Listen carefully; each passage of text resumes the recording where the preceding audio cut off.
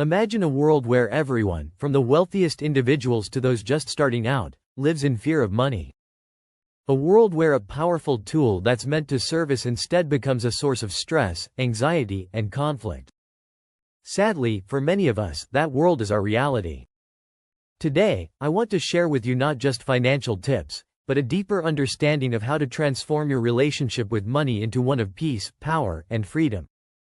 I recently led a workshop on money and witnessed something deeply troubling. In a room filled with 50 people, from an 80-year-old with millions in the bank to a 20-year-old burdened with student debt, the one common emotion they all shared was fear. Fear of not having enough, fear of making mistakes, fear of their financial future. So, let me ask you, what kind of society have we created where something so essential, something that should be a tool for living a fulfilling life, instead controls us, dictates our decisions, and traps us in endless cycles of stress? This is not just a financial problem, it's a human problem. Breaking free from money anxiety. To break free from this fear, we need to reframe our entire relationship with money. So, let's start by understanding the difference between financial freedom and financial independence. Financial freedom is about freeing your mind. It's about seeing yourself as a sovereign being, someone who is not controlled by the economy or societal pressures. Financial independence, on the other hand, is about practical steps you can take to ensure that you're not reliant on debt or vulnerable to financial emergencies. The first layer is to free your mind. Understand that you are not defined by your bank account. You are more than your financial status. The second layer is to get out of debt. Debt is not just a financial burden, it's an emotional and psychological one as well. The third layer is creating an emergency fund, 6 months of expenses saved in a liquid account. And the fourth layer? Investing in assets that generate income, so your money starts working for you. For some, debt feels like an endless pit. But I've seen people flatten seemingly impossible debts within a couple of years. It's not magic, it's about having a plan, making sacrifices, and, most importantly, believing that a debt-free life is possible.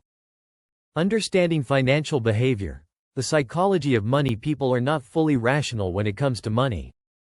They tend to make decisions based on a narrow frame, looking only at the immediate problem without considering the long-term impact. We call this narrow framing. It's why people save and borrow at the same time, or why they react impulsively to small gains and losses. The way we make financial decisions is often clouded by emotion and fear. But if we take a step back and look at the bigger picture, our overall financial health and goals, we can start making better decisions.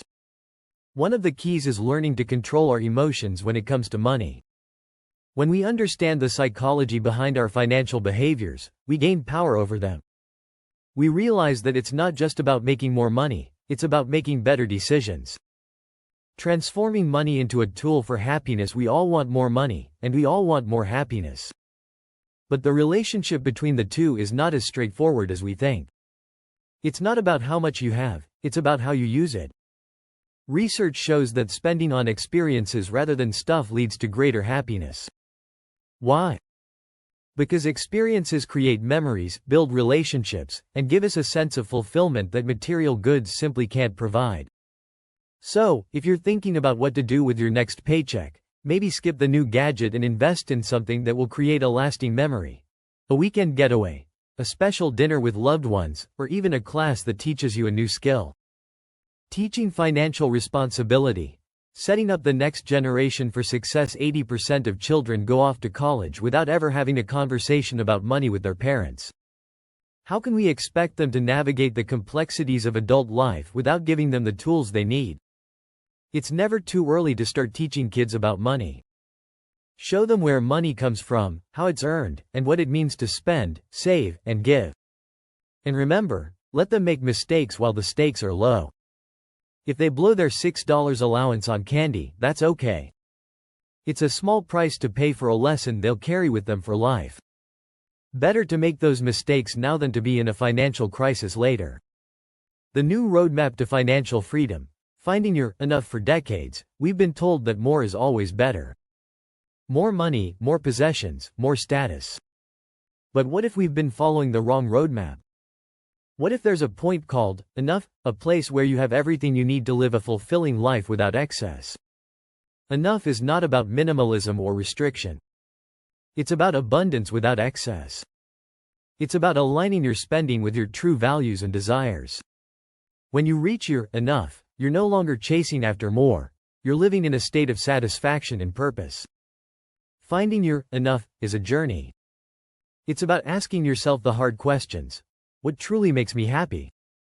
What impact do I want to have? What kind of life do I want to live? When you answer those questions, money becomes a tool, not a master. Final thoughts. Redefining success and happiness. We need to redefine success. It's not about the zeros in your bank account or the size of your house. It's about the peace of mind, the relationships, and the life experiences that bring you joy. Daniel Kahneman. Financial independence is not about having more, it's about having enough to make choices without fear. When you reach that point, you're truly free. Michael Norton. Happiness is not something you buy. It's something you create, moment by moment, decision by decision. Use money wisely and thoughtfully, and it can be a powerful tool to build a life you love. If you found value in this conversation, please share it with someone who might need to hear it. Don't forget to subscribe. And remember, money is not just numbers, it's life energy. Make sure you're using it to build a life that truly matters.